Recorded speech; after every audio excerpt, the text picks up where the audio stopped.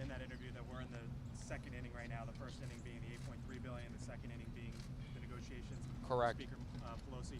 Can you please try to outline what might the third inning look like, the fourth inning, maybe even the fifth inning? Well, let me just comment some of the things. I mean, we've already talked about SBA lending. We're going to go to Congress and ask for a very significant increase in SBA lending authority. I've spoken to the Speaker about it.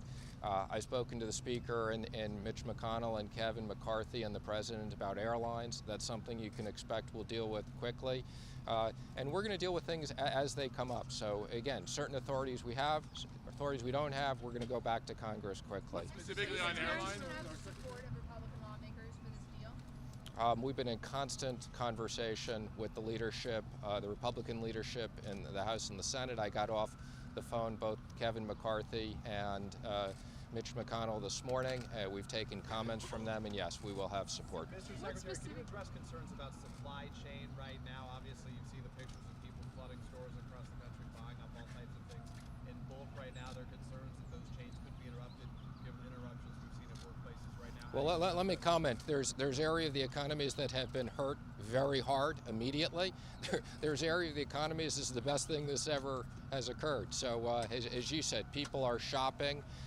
From the data I have from the credit card companies, what we've seen is, although travel spending is way down, spending on supplies, food, medical, pharmacy has almost offset that in the short term. And again, any supply chain issues, the task force is focused on and will be dealing with. Don't see that as a major problem at the moment. I think, as you know, people were concerned about China. China's opened back up.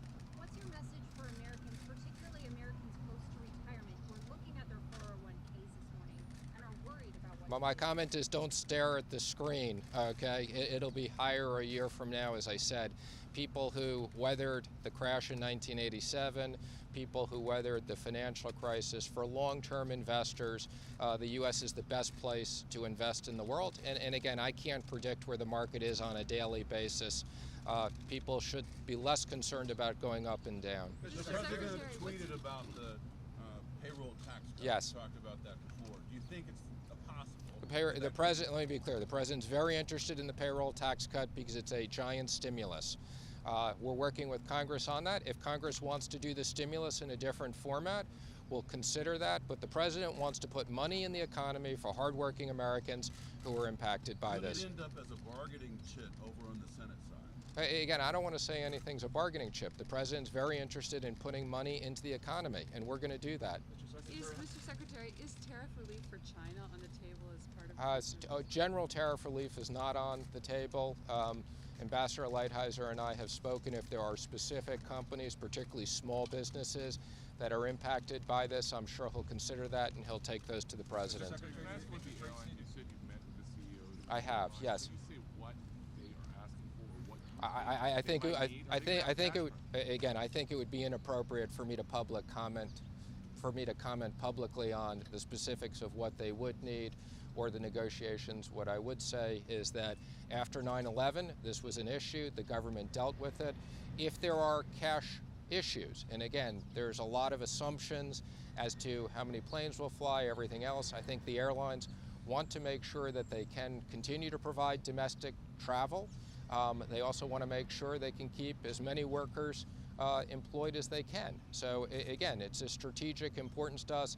As I just commented on, if I weren't so busy working, I would be going home to Los Angeles and I'd be perfectly comfortable getting on a commercial plane this weekend. Despite the fact that we've told people to shut down travel a little bit, people can travel in domestic U.S. Who are the CEOs coming to the White House today? Do you agree that interest rates need to be lowered? I'm not going to comment on interest rates. What I would comment is interest rates have come down a lot. Okay, the Fed has injected a lot of liquidity. We had a 30-year bond auction yesterday. We had more demand for that 30-year bond auction than we've had before.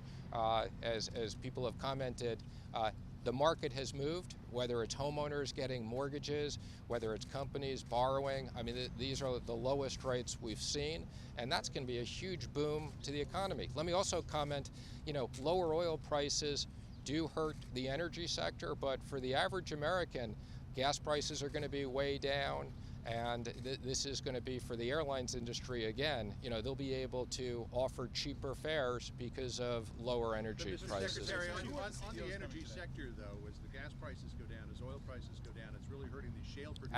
Absolutely, and we're looking at that. And those shale producers are the reason why we are now the #1 producer of energy in the world. So, I mean, are we risking our position there by these prices coming down? Well, I think, you know, the energy issue has nothing to do with the coronavirus. This has to do with kind of what's going on with OPEC and Russia. I can tell you I have been in conversations with the Saudis directly. The president has been in conversations.